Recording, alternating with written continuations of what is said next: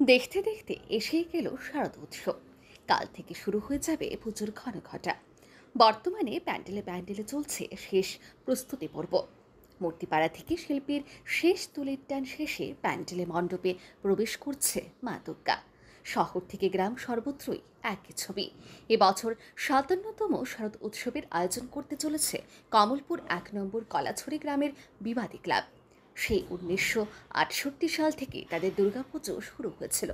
এবছর বিবাদী ক্লাবের পুজোর থিম হল অতীত এবং বর্তমানের সমন্বয়। ক্লাব সদস্য অপূর্ব দাসের ভাবনায় এই থিম পুজোকে মণ্ডপ সজ্জায় ফুটিয়ে তুলেছে অপূর্ব ইনভেন্টস। আলোকসজ্জাতেও রয়েছেন অপূর্ব ইনভেন্টস। বিবাদী ক্লাবের প্রতিমা করছেন স্থানীয় মৃৎশিল্পী রঞ্জিত ভট্টাচার্য।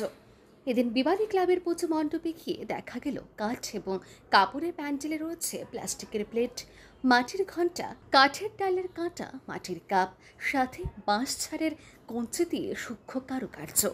এক কথায় দেখার মতো মণ্ডপ তৈরি করেছে বিবাদী ক্লাব। এদিন বিবাদী ক্লাবের এক কর্মকর্তা দীপন রায় জানান, এবছর তাদের পুজোর বাজেট ৮ লক্ষ টাকা। পুজোর প্যান্ডেলের মধ্যে একটা বৈচিত্র্য আনা হয়েছে।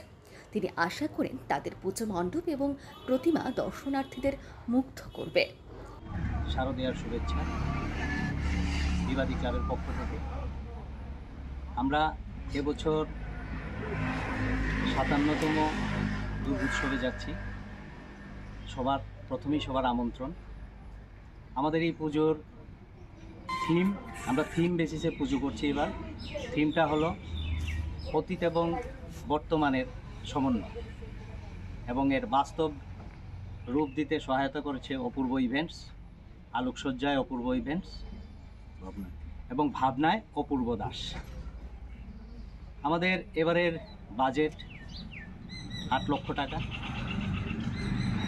তো আমরা সবার কাছে আমাদের এই প্যান্ডেলে এসে আমাদের এই ক্ষুদ্র প্রয়াসকে সচক্ষে দেখার জন্য আবেদন করছি।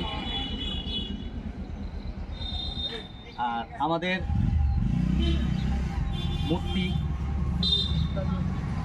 রাজু আচার্য এবং মূর্তির বাজেট